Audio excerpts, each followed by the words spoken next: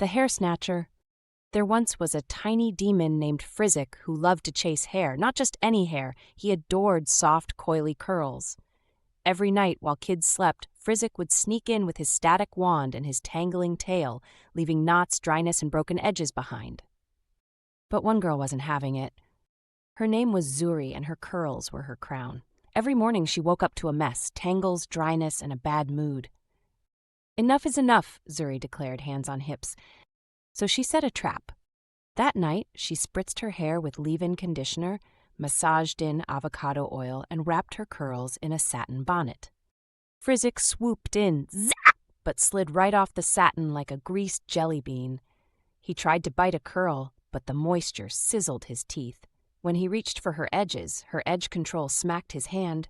"Nope," Zuri whispered, sitting up with a spray bottle in hand. She gave Frizzik one final spritz of aloe juice and peppermint, and he vanished in a puff of glittery smoke. From that day on, Frizzik stayed far away from Zuri's curls, and Zuri, she slept like a queen, satin bonnet and all. Moral: stay moisturized, stay protected, scare the frizz out of your hair.